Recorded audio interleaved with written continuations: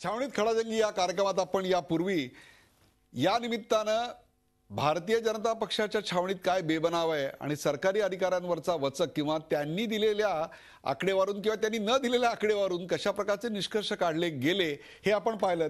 त्याचवेळी नेमका चारा आहे की नाही या संदर्भातली एक संदिग्ध परिस्थिती देखील आपल्या समोर आली, ती आपण तपासून पाहणार आहोत। परंतु हे शासन जो मुद्दा आता मी चर्चेला घेतोय तो आपण आपल्या पडद्यावर पाहू शकता आणि तो मुद्दा आहे दुष्काळाबाबत सरकार प्रशासन बेफिकीर आहे का? दुष्काळाबाबत सरकार प्रशासन बेफिकीर आहे का? आपण जाऊया प्रशांत बंब यांच्याकडे। प्रशांत बंब, मी तुम्हाला 3 गोष्टींची आठवण करून देतो। पूर्वी दुष्काळाची गावं 14,000 होती, मग जेव्हा जनक्षोभ वाढला, माध्यमातून ओरडाओरडा सुरू झाला, त्यावेळी 12,000 गावं त्यात अधिक समाविष्ट केली गेली। आणेवारीच्या बाबतीत देखील पहिले 60 आणि नंतर 50 हे घुमजाव करण्यात आलं।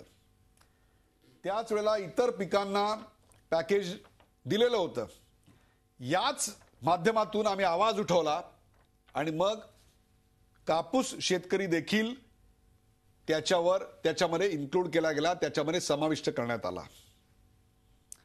आत्ता सुद्धा छावण्या दिल्या, छावण्या काढून घेतल्या आणि छावण्या पुन्हा दिल्या।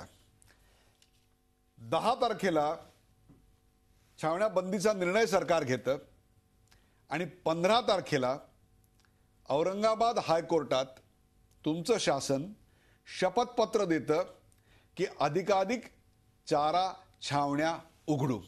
तुम्हाला पाहिजे असेल तर तुमच्या शपथपत्राची प्रत मी तुम्हाला आता दाखवू शकतो। Are you serious about us? हा प्रश्न जो तुम्ही मुळात विचारला ना ते एकदम बरोबर आहे की शासन हे सिरियस आहे का? बघा उदयजी, तुम्हाला एक 2-3 गोष्टी तर नक्कीच मान्य कराव्या लागतील। आजपर्यंत आता मी पण जवळपास 2000ला राजकारणामध्ये आलेलो आहे, त्याच्या अगोदर पण सगळं आपण याच्यानी बघायचोच। पहिल्या वेळेस सरकार हे सिरियस वाटतंय। दुष्काळ ही सततची प्रक्रिया झालेली आहे। तुमच्यामध्ये सातत्य आहे का मला सांगा? 10 फेब्रुवारीला तुम्ही सांगता छावण्या बंद करणार आणि 15 फेब्रुवारीला तुम्ही कोर्टात शपथपत्र देता छावण्या चालू करू। उदयजी, 10 तारखेला जो होता, 15 तारखेला शपथपत्र काय होतं?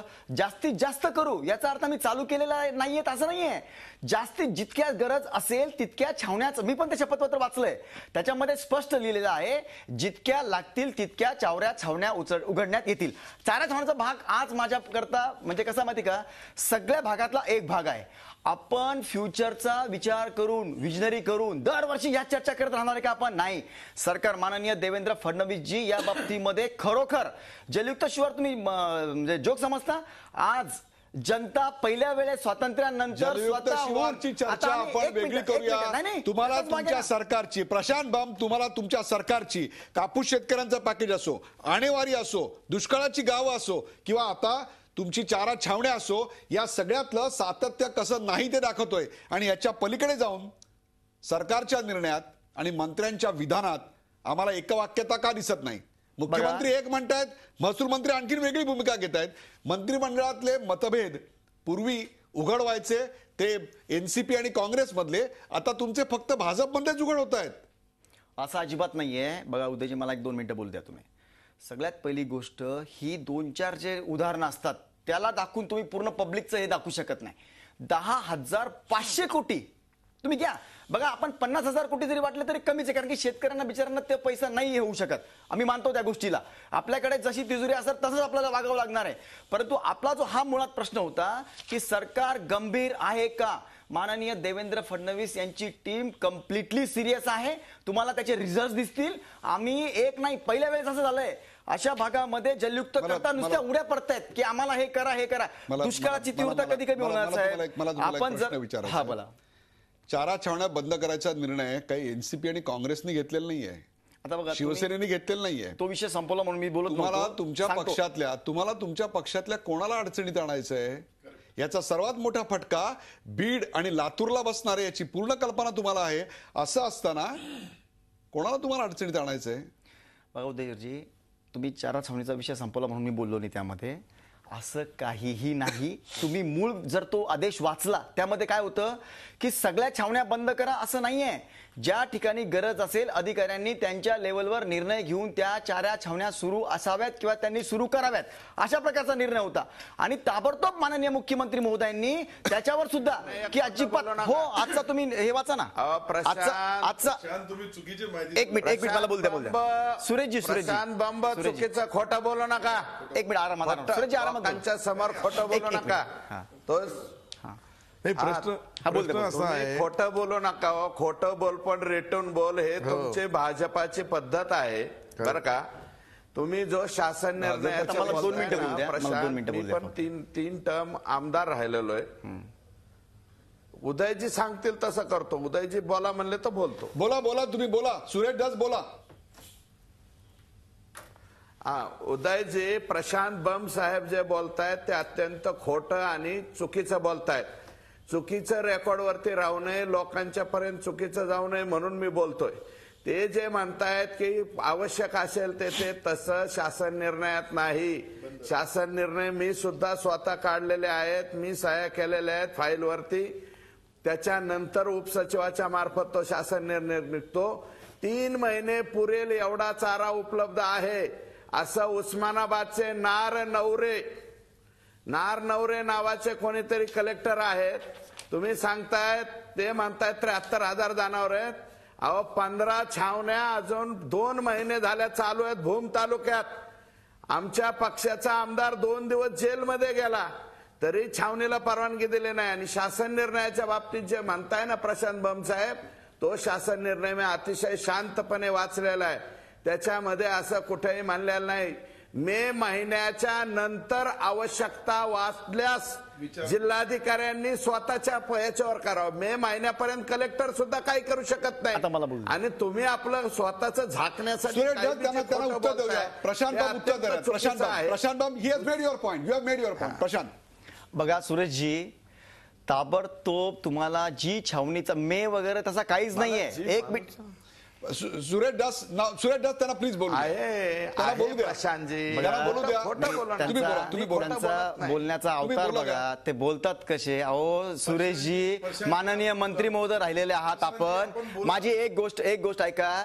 मी तुम्हाला सांगतो, तुम्ही आता बोलता सांगत होते आता आम्ही राष्ट्रवादीवाल्यांनी एकही छावणी लावली नाही. अहो कशा अशा पक्षावर छावण्या लावतात का? कार्यकर्त्यांनी तिथे मदत करायची असते.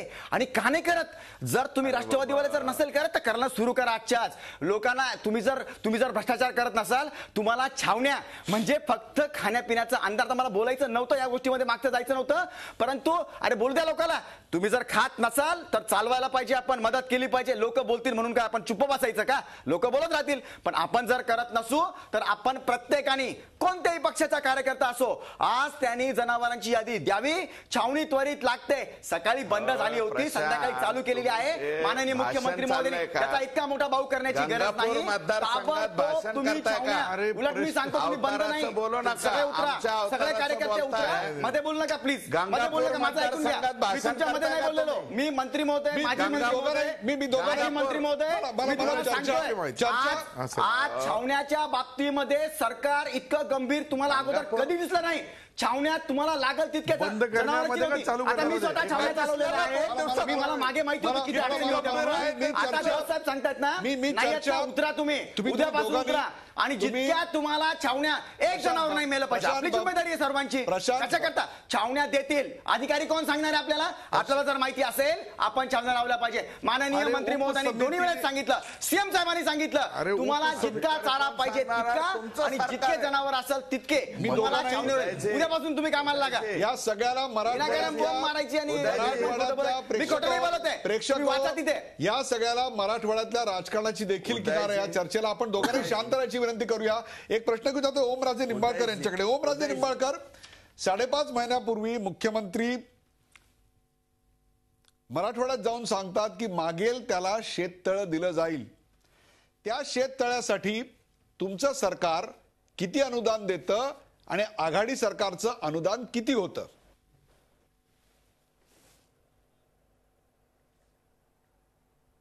त्या ठिकाणी मला वाटतं मागल शेततळ देण्याच्या संदर्भात आताच ग्रामविकास मंत्री सन्माननीय पंकजाताई पालवे यांनी प्रत्येकाला 50,000 रुपये अनुदानावर त्या ठिकाणी शेत देण्याचं जाहीर केलेलं आहे.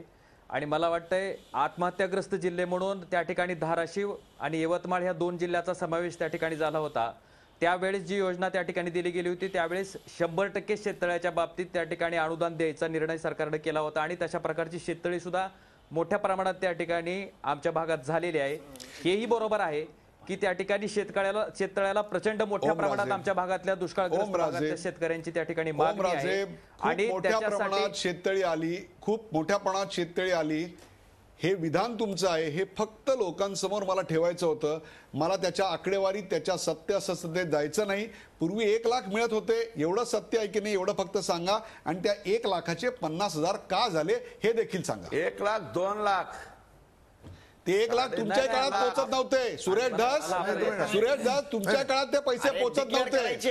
तुम्ही ऐका ना. आता नाही. मला मध्ये बोलायची आदत नाही. डॉक्टर हे मध्ये सुरेश धस त्याही काळात ते पैसे पोहोचत नव्हते. ओमराजे सरकारमधले सहयोगी पक्ष म्हणून तुमच्याकडनं ही अपेक्षा आहे की अशा प्रकारच्या सरकारी योजना शेवटच्या माणसापर्यंत ओमराजे तुमच्या पक्षाने 80% समाजकारण आणि 20% राजकारण अशी भूमिका घेतलेली आहे. या ज्या सगळ्या योजना आहेत त्या शेवटच्या माणसापर्यंत पोहोचतात की नाही हे शिवसेना बघेल अशी अपेक्षा आहे. तुम्ही खरंच सांगताय का की मागेल त्याला शेततळ आज मिळतंय? ओमराजे नाही, मला बोला आपल्याला सांगायचंय की आदरणीय उद्धवजी ठाकरे साहेबांनी त्या ठिकाणी ज्या शासनाच्या सगळ्या योजना आहेत ह्या सर्वसामान्यापर्यंत पोहोचतायत का नाहीत याच्या संदर्भात आमच्या जिल्हा प्रमुखाला त्याचप्रमाणे तालुका प्रमुखाला आमच्या गावातल्या शेवटच्या फळीतील शाखा प्रमुखापर्यंत त्या ठिकाणी सर्वे करायचे आदेश दिलेत. त्या ठिकाणी मग तुमची संजय गांधी निराधारची पगार असेल ती तिथपर्यंत पोहोचते का नाही. झी 24 तास रहा एक पाऊल पुढे.